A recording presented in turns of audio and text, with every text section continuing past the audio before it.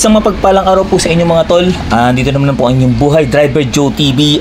May share lang po ako sa inyong video about sa latest and updated na pagrehistro ng inyong motor ditong 2024. Today is November 11, 2024. So mag-renew na po tayo ng ating motor dahil ang ending po ng ating plaka is 0. So para po sa mga ating mga kapatiran, ka-riders na ang ending po ng kanilang mga motor is nagtatapos po sa ang ending po ng inyong plaka ng motor is 0. Para sa inyo po itong video na to, so panoorin nyo po ito. So time check po tayo. Today is 7:03 po ng umaga. Bali pang 5 po tayo sa pila. So bali dito po sa emission ay magbabayad po tayo ng 500. Yan po ang babayaran natin sa motor. And then dito na rin po kukuha ng insurance sa halagang 650. Pero para makamura, pagkatapos dito ay pupunta po tayo ng Cebuana Lulier para po kumuha ng insurance dahil 300 lang po ang insurance doon dito sa Cebuana. Bali nagsuggest po yung counter ng Cebuana na mag-additional ako ng 150 para i-coverage po pati po yung rider at hindi lang po yung motor dahil ito po yung suggestion nila para pati po yung misis mo na angkas mo ay masako po ng kanilang protection coverage ng insurance. Kaya bali ang total po ng binayaran po natin is 450.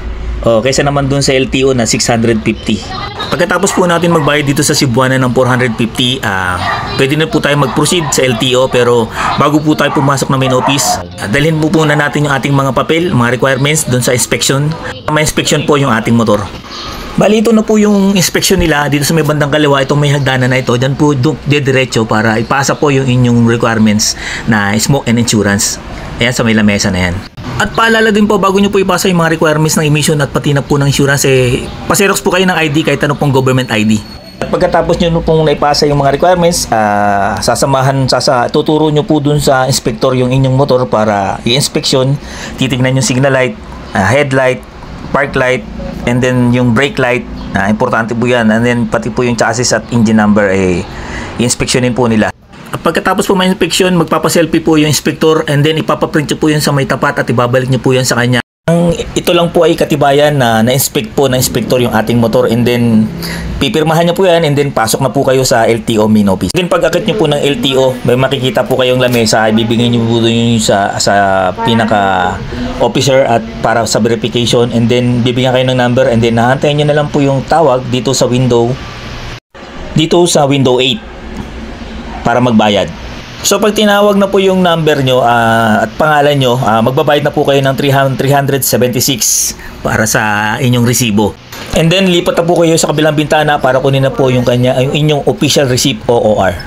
So mga tol, so that's all mga tol for today's video.